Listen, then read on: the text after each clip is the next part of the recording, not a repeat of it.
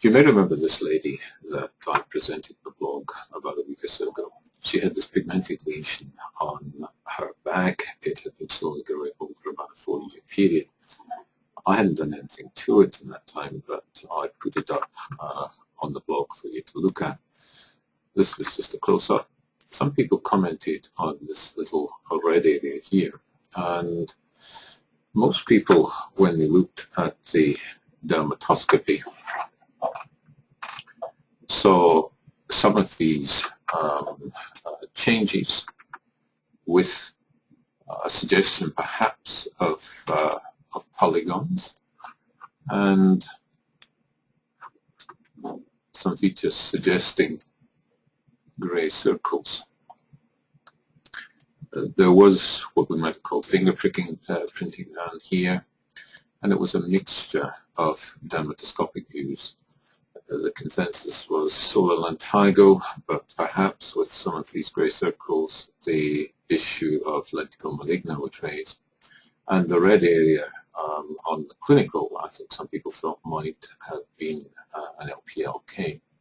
Well, we've got the histopathology back, so let me get that up and let you have a look at.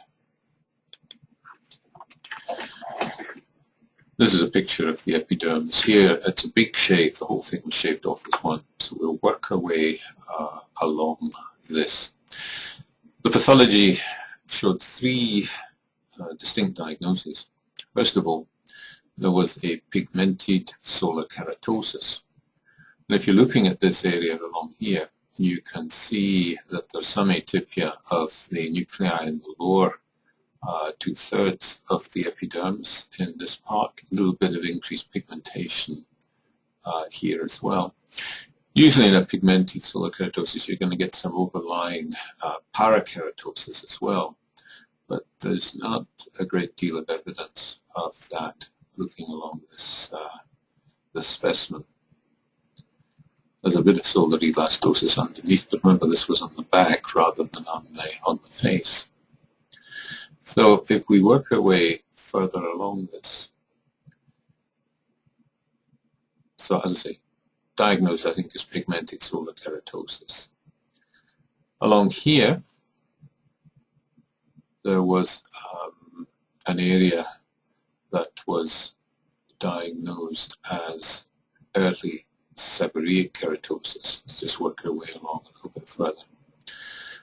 I think that's this area here. There's some acanthosis here. There's still a degree of atypia in the basal layer here, but not as much as perhaps in that other part that I showed you. And if we work our way along, so mainly acanthosis here. These cells are all just part of the normal cells in the epidermis. Some keratinocytes will sometimes look clear like that. You can see that there are no real nests of melanocytes, or atypical melanocytes. And here we come to the 3rd part of the path diagnosis here. And look at the downgrowths of the reticular ridges here and the increased pigmentation at the base of these. And this is the typical histological feature of solar lentigo, where you have the reticular ridges as if they're dipped in chocolate. That's why there's an increase of pigment in keratinocytes here. There's no proliferation of atypical melanocytes. There are no nests of atypical melanocytes here. So this lesion really was a mixture of pathologies. It wasn't really melanocytic. It was increased melanin within keratinocytes, either as part of a solar lentigo here or as part of a pigmented solar keratosis, the first part I showed you, or the acanthosis of a seborrheic keratosis. Remember, SEBKs can develop in these large solar lentigos as well. I think the pigmented solar keratosis was what was giving rise to part of the grey circles that some people saw. There isn't really any lymphocytic infiltrate here.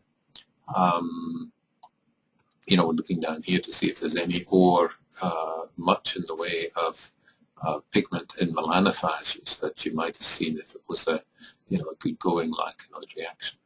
But if we work our way further along here to the edges, again some other little features, downgrowths here, features of a solar lentigo with the increased pigment in the feet and the base of the downgrowth there of the rete ridges.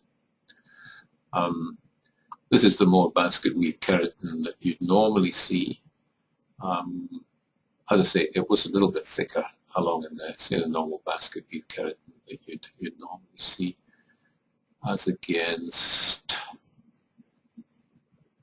that thickened keratin here over what we took to be part of the seborrheic keratosis rather than a pigmented solar keratosis, especially with this thickening of the epidermis here. You can see this is normal in this portion here.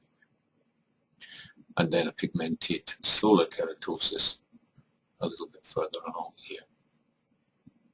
So you can see how these pathologies tend to merge, and that's why we get the differences in the dermatoscopic views that we see.